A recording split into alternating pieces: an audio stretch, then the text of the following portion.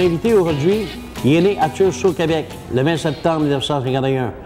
Ailier droit, l'ange de la droite, 6 pieds 185 livres.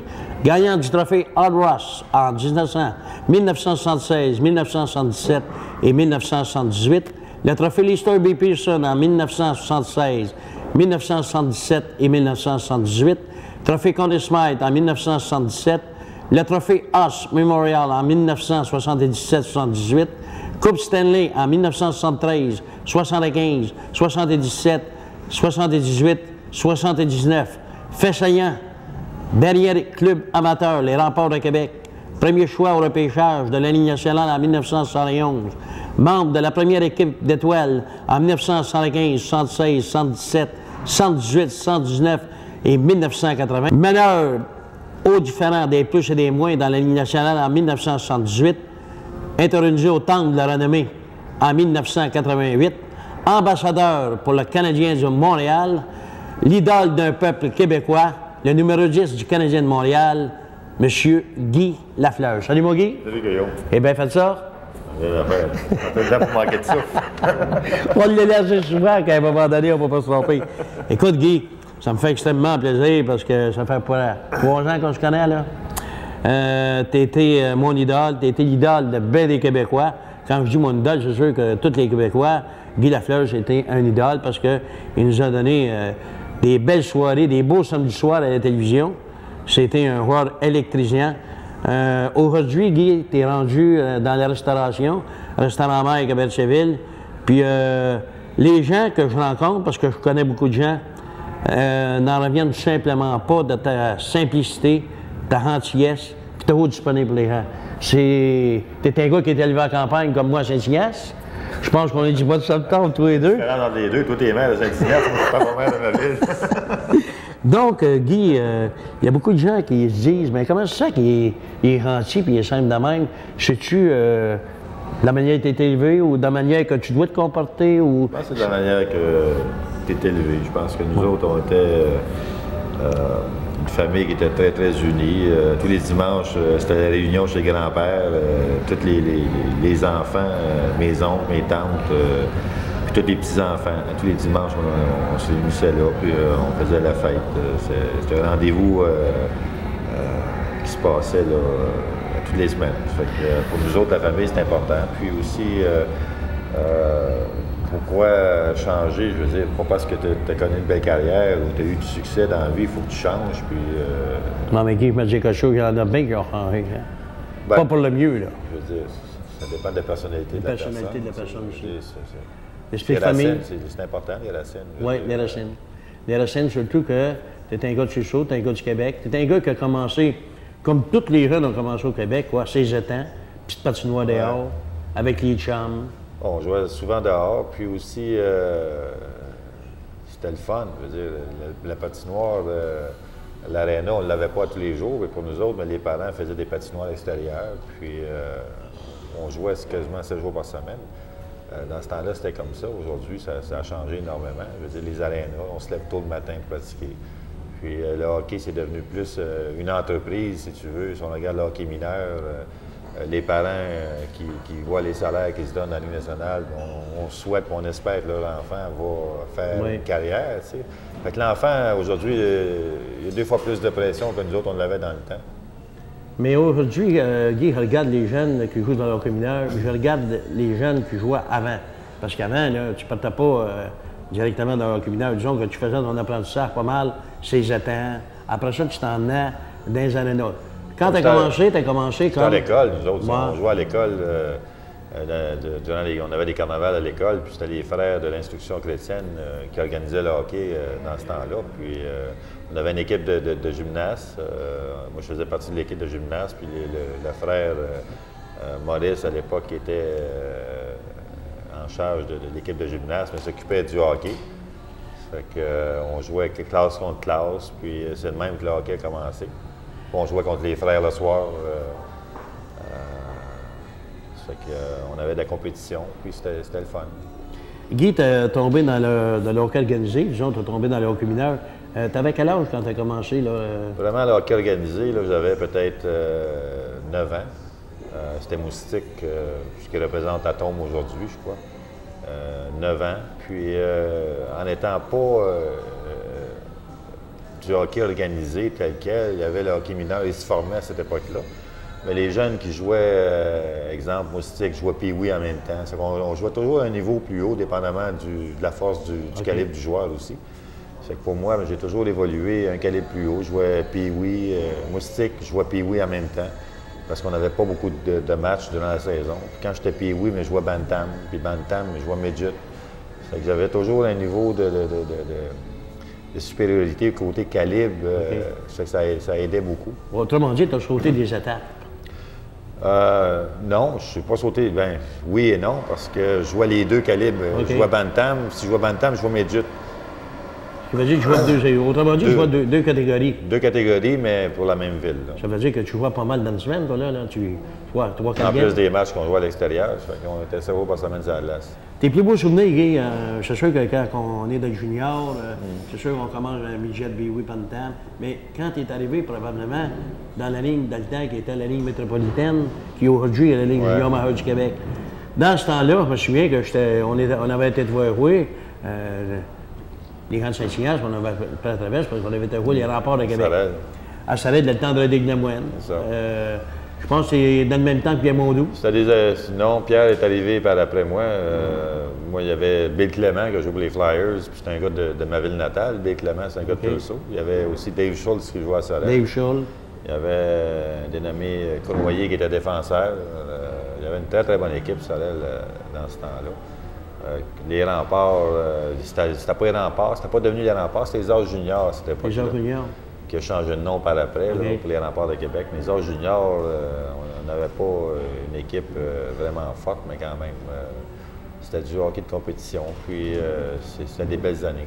Puis chez vous, après ça, tu as joué pour les remparts de Québec? Oui, les As juniors sont devenus les remparts de Québec. Ça a été acheté par un groupe de la ville de Québec qui ont changé, ils ont fait un vote populaire pour changer de nom.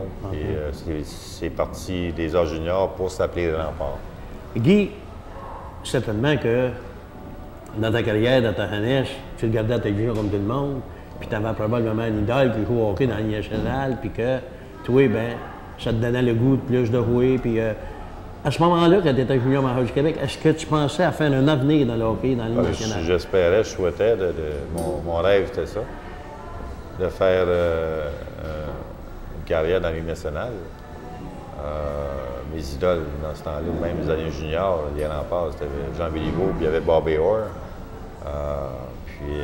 Mais je comprends pas une affaire. Tu rêves, tu souhaites, mais dépendamment de si tu n'as pas de blessure grave à ce moment-là pour. Moi aussi, disons que Guy, toi, c'était Jean Béliveau, puis c'était Bobby Orr. Moi, dans le temps, c'était Guy Lafleur, puis Bobby Orr, apparemment. Bobby Orr était très bon, un excellent joueur de défense, très intelligent. Guy Lafleur, bien, on n'a pas besoin de revenir là-dessus, on sait tout ce qui s'est passé. Mais l'impression que ça t'a donné, Guy, quand tu étais repêché en 1971 par le Canadien de Montréal, ton père devait être content, la famille, veut dire... Mon père était content parce que, premièrement, c'était son équipe. Oui. Deuxièmement, en étant repêché par le Canadien de Montréal, pour lui, ça lui faisait moins loin à faire, à venir voir les matchs. Ouais. Parce que c'est une heure et demie de Tulsa, c'est 1h30 de Montréal. Comparativement à Québec, où ça prenait 3h30 lorsque je jouais junior. C'est pour lui, il était très, très content. Très heureux que je sois repêché par le Canadien. Guy, pour les gens qui nous écoutent aujourd'hui, les spectateurs, est-ce que ton père te poussait ou si tu laissais tout simplement aller? Mon père m'a toujours laissé aller en m'encourageant naturellement avec ma mère puis mes sœurs, les 4 sœurs. Fait que pour les autres, ils m'ont toujours encouragé tout au long de ma carrière. Puis ils n'ont jamais mis de pression pour que je devienne un joueur de hockey. Pour les autres, ce qui était important, c'est que je fasse quelque chose que j'aime, puis que j'ai du fun à le faire aussi. C'était ça qui était le plus important. Je pense que Guy, t'as aimé jouer au hockey, puis t'as aimé faire un hockey. En fin de compte, t'aimais ça. Ah, j'aimais ça, c'est sûr que j'aimais ça. Je prenais c'est un rêve de tous les jeunes, tous les moyens possibles ou imaginables pour m'entraîner dans ce temps-là, pour essayer de mettre les chances de mon bord. Mais même à ça, je veux dire, il y a beaucoup de joueurs qui font ça aujourd'hui, puis même dans notre temps, puis que ça n'a pas marché par rapport à des blessures ou le jeune, à un moment donné, arrive à l'âge de 16, 17, 18 ans, puis il veut pas continuer sa carrière d'hockeyeur, il veut faire d'autres choses. Fait que ça, c'est un choix que tu fais. Guy, c'est-tu vrai que c'est pas dur de monter dans la nationale, mais c'est de rester dans la nationale? Bien, c'est pas dur. Je dirais pas que c'est pas dur. Ça demande beaucoup de sacrifices, beaucoup de persévérance de la part du joueur. Il y a 30 équipes. Beaucoup de gens disent bah c'est facile, mais si on regarde le pourcentage de joueurs qui sont appelés à faire la Ligue nationale. Beaucoup d'élus, mais peu de. Beaucoup d'appelés, mais peu d'élus. Spécialement au Québec. On repêche depuis que les marchés sont ouverts, on repêche de plus en plus des joueurs européens, ce qui enlève des postes pour les joueurs canadiens, québécois. Ouais. Pour les autres, talent pour talent, il faut qu'ils soient meilleurs pour faire partie de la Ligue nationale. Parce que toi, Guy, tu as joué avec toutes les grands de la Ligue nationale. Wayne Gretzky, tu as joué avec ça, là. Oui. C'est un joueur pas mal intelligent, c'est un gars très intelligent, c'est un gars. Quelle sorte de. Vu que tu l'as côtoyé un peu, là, pour les gens qui nous écoutent, Wayne Gretzky, c'est quelle sorte de gars que c'est? C'est un gars. Un gars très sympathique, un gars qui est très terre à terre, c'est un gars qui est simple. Lui aussi, il ne vient pas d'une grosse ville ou quoi que ce soit. Aujourd'hui, je veux dire, la popularité et puis les succès qu'il a connus, moi, ça fait très longtemps que je ne l'ai pas vu, mais la dernière fois, dans les années 81, 82, où je l'ai côtoyé, très sympathique. Très sympathique. Ouais. Nous autres, Guy, on était fiers à un moment donné quand on a vu un gars de par chez nous qui est arrivé pour le Canadien de Montréal, qui était Pierre Mondoux, que tu as connu. Un bon gars, Pierre, un gars tranquille, un gars toujours souriant. Puis nous autres, on était fiers, Sarel, Saint-Signan, Saint-Améron, de dire au monde que Pierre Mondoux est dans la Ligue nationale puis qu'il jouait.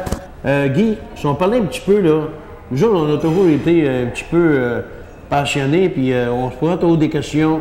De quelle manière qu'il jouait un voyage? Bon, écoute, vous venez de finir de vos forums, OK, vous en l'en dehors. Ça marche comment, là? Dire, dans le temps, nous autres, lorsqu'on avait à jouer, on jouait premièrement plus souvent contre, exemple, Boston. Il y avait 12 équipes dans ce temps-là. Fait que les voyages se faisaient soit par vol nolisé après les matchs, dépendamment où on allait. Si on allait, mettons, exemple, à Buffalo, à New York, puis on jouait le samedi, puis le dimanche, on jouait là-bas, mais après le match, on prenait un avion vol nolisé. On se rendait à New York. On arrivait aux petites heures du matin, puis le lendemain, la journée du match, c'était une séance d'entraînement aux alentours de midi, normalement, 11h30, midi. Toujours une séance d'entraînement, même si tu arrives tard, il y a toujours une séance d'entraînement l'après-midi. Oui. À midi, la journée du match. Là. Il y a toujours une séance d'à peu près d'une demi-heure, 35 minutes, juste pour se délasser, puis réchauffer le gardien de but, des choses comme ça. On va avoir un meeting aussi le matin du match. Puis soit après le match, qu'on revienne par vol nolisé ou qu'on revienne sur le lendemain sur vol commercial. On voyageait beaucoup commercialement avec le public. OK. Ah ouais? Moi, quand j'ai... Je n'avais pas l'avion avec le Canadien. Non, aujourd'hui, ils ont ça, là, mais nous autres, on n'avait pas ça. Dans ce temps-là, vous autres, il y avait du monde avec vous autres dans l'avion. Oui. Ils nous mettaient dans le queue de l'avion, là. Parce que c'était l'endroit le plus sécuritaire, parce que j'ai jamais vu un avion rentrer d'une montagne par la queue. Non, ça fait ça. Le taureau par le devant. Le taureau par le devant. Le taureau par le devant. Puis aussi, on voyageait par train à l'occasion. Ah ouais? Les voyages à Toronto, on voyageait par train. Là, Guy, on disait, dans l'après-midi, on disait journaux, on disait dans l'après-midi, il y a des gars qui font une sieste, il y en a qui font de la lecture. La plupart des gars vont dormir, ils vont manger aux alentours de midi et demi, 1 heure, ils vont faire une sieste, dépendamment du joueur. Moi, je dormais pas, je dormais les yeux ouverts. Les joueurs vont faire une sieste à peu près de 4 heures l'après-midi des matchs. Ah oui? Ouais. Puis les gars, là, quand on dit OK. Il y en a qui ne se réveillaient pas pour le match le soir, des fois. On dit, Guy, qu'il y en a que. Vous autres, c'est quoi? Des steaks, des pâtes alimentaires? Nous autres, on avait un menu varié. Parce que quand j'ai commencé, c'était le steak. Puis ça a changé à un moment donné parce que la vieille gang, des gars comme peut-être La Perrière, La Rose, Henri Richard, mais c'était du steak, puis. C'était ça dans le temps. Nous autres, on a changé ça pour des pâtes, du poisson. Il y avait aussi du poulet, des œufs brouillés. On avait un choix de menu. Quand vous avez vu à la tête, je veux dire que lui, là, vous alliez à n'importe quel hôtel, aux États-Unis, n'importe où, c'est que l'Organisation du Canadien donnait les menus? Nous autres, on arrivait à l'hôtel, on avait la séance de pratique la journée du match, à midi. 1 heure, on retournait à l'hôtel, on avait une salle réservée pour nous, puis tout était, c'est un genre de buffet, puis tout était déjà installé, prêt à servir, puis pour que les gars mangent, puis que pour ceux qui font une sieste, qui allaient faire leur sieste après. OK. Guy, certainement que dans ta carrière, il y a eu beaucoup de beaux moments, mais en as-tu eu un particulier là, qui t'a tenu plus à cœur? Je ne sais pas, moi, les équipes d'étoiles, jouer pour l'équipe Canada, il doit y avoir certainement des moments plus forts que d'autres que tu as eu dans ta carrière. Les plus beaux moments, ça a été la première fois que j'ai mis les pieds sur la glace du Forum de Montréal. Pour moi, c'était un rêve qui se réalisait à ce moment-là. Aussi, des souvenirs inoubliables, c'est les séries des Coupes Stanley. Oui. Quelle que soit l'année, 73, ça a été ma première Coupe Stanley. Sont-ils toutes pareilles, Guy, les Coupes Stanley, quand on les gagne, là, chaque année? Quand tu la gagnes une fois, tu veux la gagner 2 fois, et ainsi de suite. Ah ouais? C'est vraiment... On l'avait tout le temps. C'est vraiment quelque chose de spécial. Puis, lorsque tu as l'équipe pour le faire, puis tous... les joueurs ont le même but, c'est d'aller la chercher, la Coupe Stanley, mais ça rend les choses plus agréables et plus fun. Puis tu as plus de fierté à ce moment-là. Pour nous autres, c'est important de continuer la dynastie du club canadien, essayer de répéter l'exploit avec des joueurs comme Béliveau, Doug Harvey, tous les grands noms, Maurice Richard, Jacques Plante, Dickie Moore, tous ces grands joueurs-là qui ont passé là avant, essayer de perpétuer la dynastie et la popularité du Club Laurier canadien, parce que le Club Laurier canadien était, moi je dirais, peut-être plus populaire dans l'Ouest canadien qu'il pouvait l'être au Québec. Oui, c'est vrai que c'était bien populaire, même quand tu avais remis à soirée de ce qu'on t'a fêté, c'est vrai qu'il était très populaire dans ce coin. Ouais. Le Radio-Canada, c'était bien populaire. Mais Guy, aussi les jeunes, arrêtes-tu des conseils à dire, c'est sûr que les parents, aujourd'hui, on dirait que les parents poussent tellement les jeunes que les jeunes, j'ai remarqué qu'ils décrochent. Ils décrochent du hockey. On blâme les parents. C'est sûr que les parents sont peut-être à blâmer sur certains points, mais aussi la société qui est comme ça aujourd'hui, qui joue un grand rôle, je pense, dans le décrochage, quel que soit le sport ou à l'école. Le seul conseil que tu peux donner aux jeunes aujourd'hui, c'est de se fixer des buts dans la vie, quel que soit le but qui se fixe, puis d'essayer d'aller au bout, puis de tout donner pour puis tout prendre les moyens nécessaires pour réussir, et non pas attendre après son chum ou après les autres pour l'aider à le faire, parce que dans la vie, il faut que tu sois autonome, il faut que tu te fixes des objectifs, puis il faut que tu essaies de réaliser tes rêves, dans le fond. Tu t'es bien, disons que Guy, même si tu étais un bon joueur de hockey, tu t'es quand même battu, tu t'es quand même entraîné, tu as quand même fait des sacrifices pour... on veut toujours rester le meilleur, mais il y a des sacrifices à faire pour ça. C'est sûr qu'il y a des sacrifices à faire. Je veux dire, ça demande énormément de la part d'un joueur. C'est de l'entraînement. Tu fais attention parce que tu es une figure publique. Oui. Aujourd'hui, c'est pire, surtout avec les salaires que les joueurs font. Face aux médias, soit la télévision ou la presse écrite, ou même la radio diffusée. Les joueurs sont de plus en plus épiés, puis les spectateurs sont de plus en plus exigeants, et les organisations aussi. Fait que, tout ça met ensemble, le joueur n'a pas grand choix que de donner son maximum, puis d'arriver à des camps d'entraînement en pleine forme.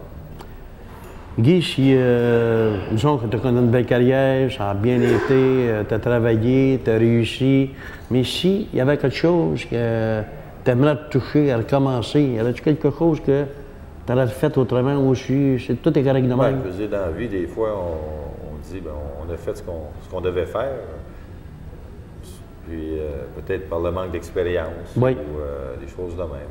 Moi, c'est facile de dire aujourd'hui, j'allais changer telle affaire, ou je changerais telle affaire, mais tu ne peux pas le faire. Non. Tu ne peux pas changer ton passé. Ton passé, c'est une ligne qui est tracée, puis c'est une ligne qui est très droite, puis tu vas aller à côté, tu vas revenir sur la ligne, tu vas aller à côté encore. Je veux dire, ces expériences, c'est ça qui fait en sorte que l'expérience va te faire réfléchir énormément à ce que tu as fait dans le passé pour essayer d'éviter les mêmes erreurs pour l'avenir. C'est surtout ça. Là. Mais de dire aujourd'hui, avec l'expérience que j'ai, je changerais des choses, probablement. Mais c'est mission impossible. C'est passé. Je peux pas le changer. C'est parce que des fois, on est assis et ils vont dire ouais, ça, je l'aurais fait de même. Mais peut-être que ça n'aurait pas marché de même. Mais je pense que. C'est l'instinct, puis c'est quelque chose que tu ne peux pas éviter. Je veux dire, on a tous une ligne qui est tracée pour nous autres, quel que soit l'individu, puis tu passes par là. Les salaires aujourd'hui, Guy? Ben, c'est sûr que dans ton temps, c'est arrivé. Je suis content pour les joueurs. Que les joueurs en profitent. Je veux dire, la manne, elle passe. Penela durant le temps qu'elle passe. C'est ça, oui. Mais je pense qu'elle n'arrêtera pas. Hein? Elle va toujours sur la montée. La négociation en 2004, là, convention collective qui va être à renégocier. Puis, s'ils ne règlent pas ça avant 2004, moi, j'ai l'impression qu'il va y avoir une grève. Ça fait que les joueurs qui ont des millions dans le compte de banque, eux, la grève, ils s'en foutent. C'est ceux qui montent, c'est ceux qui veulent percer dans la Ligue nationale, c'est eux autres que ça va affecter.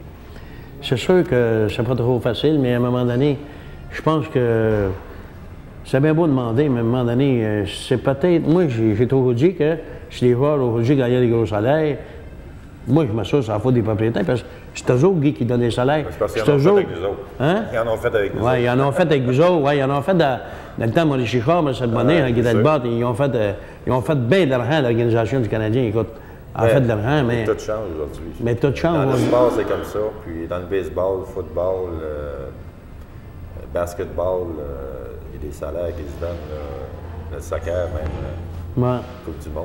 Ça n'a pas de bon sens. Ben écoute, Guy, on est bien content de ces grands Albertiers. Ça fait plaisir. Mon idole n'est pas loin. Je pense, des fois, je pense qu'il est allé dans moi, je suis le ici. Disons que le restaurant Mike, c'est une très belle chose. Disons que c'est très beau. On invite les gens à venir faire leur tour, mais Guy, dans la restauration, les gens qui viennent ici, tu te promènes, tu donnes des orthographes, tu es quelqu'un de gentil, de patient. Moi, ça m'a fait extrêmement plaisir, Guy, de faire la dernière émission et de jouer ma dernière partie avec les Larandes.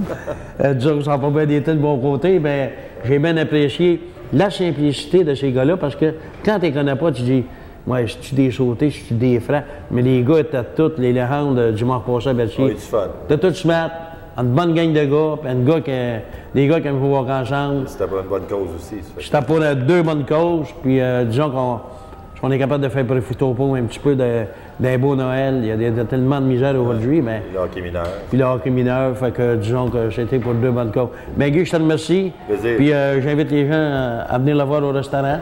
Puis vous allez pas savoir qu'on mange très bien. Puis on espère que Guy, tu es ici pour longtemps. Moi aussi. Donc, c'était la dernière émission de Coyote Sport. Je voudrais souhaiter à tous une bonne hiver. Si vous promenez dans la rue Gilles Villeneuve, vous allez voir tout de suite qu'il y a quelque chose dans une grosse bâtisse au niveau de cette année, c'est rond et vert. Vous allez avoir une figure qui est très bien connue, qui est Saint-Poteau en patin. Disons que l'annonce, ça se voit très bien. Donc, on vous invite à venir faire votre petit tour.